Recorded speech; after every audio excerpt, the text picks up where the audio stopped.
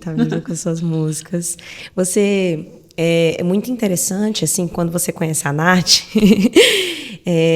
ela fala de uma forma muito íntima sempre, né, amiga? Sempre você fala de uma forma muito íntima de Jesus, assim, tal qual você fala de um amigo, né? E você disse que isso já começou na sua infância, né? Você vivenciou algumas coisas que fizeram você criar essa relação mais íntima com a sua espiritualidade desde cedo. Sim. Como foi isso? Como é que foi esse processo para você? Foi a partir de mais ou menos que idade? A minha primeira experiência com Jesus, antes já tinha a questão da minha família na época católica, da gente praticar o catecismo, né, e tudo mais, a frequentar a catequese. E aí eu tive que lidar com o adoecimento da minha mãe aos 10 anos, isso ficou bem latente. E foi uma coisa bem, bem séria mesmo na família, porque desestrutura lá, né? Não é qualquer doença parecida com câncer, a esquizofrenia.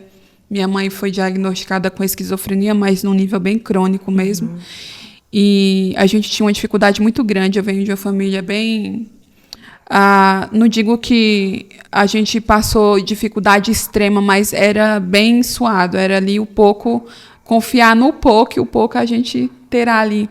E aí eu tinha uma necessidade de ver minha mãe e ser ali um alicerce para ela, porque na verdade eu não entendia muito bem, porque eu estava ali naquela fase da infância, 10 para 12 anos, pré-adolescência, e tinha muita coisa para sonhar, e aí eu comecei a ver que a vida estava falando, opa, você vai ter que ficar adulta um pouco mais cedo, que aí é onde eu vejo minha mãe debilitada, e eu transformo essa questão do amadurecimento, de enraizar o meu coração no Evangelho de Cristo, que é servir, sabe? Se importar com o outro, se importar com a dor do outro também.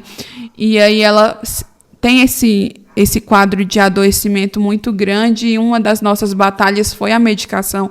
Assim Sim. como eu relato no livro da minha batalha com a quimioterapia também, de conseguir as medicações, eu também passei por isso lá atrás, que da infância, que foi conseguir a medicação para minha mãe.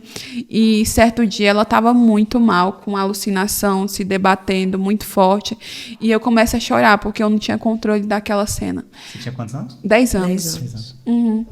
Eu via aquela questão toda acontecendo e eu queria meio que resolver aquilo ali. Como é que resolve isso, né? Como é que faz para parar? Eu acho que criança tem uma questão de como é que para isso, né? Acho que pelo menos na minha cabeça era isso.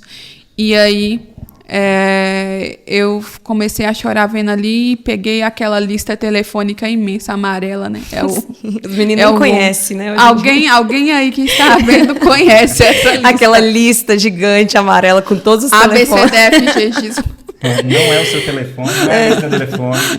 No telefone. Uma lista assim, ó, desse uma enciclopédia. Exatamente. E aí eu procuro uma farmácia, o número de uma farmácia, e eu ligo. Será que você... Ligo para essa farmácia, isso era meia-noite, 11 horas da noite. Muito tarde, com uma criança já era ligada. Tarde. E aí eu falo para o moço, você não tem esse remédio não, porque minha mãe tá passando mal, eu queria muito que tivesse esse remédio, como é que faz para ter, assim, desesperada mesmo. Eu acho que a pessoa achou que fosse um trote na época, assim. Muito tarde, né? Muito tarde, uma criança pedindo um remédio que, como assim você tá pedindo?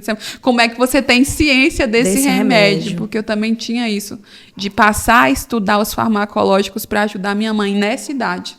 Caramba. Então, já pegava ali... Vocês moravam aonde? Samambaia. Olha só. Na época. Uhum.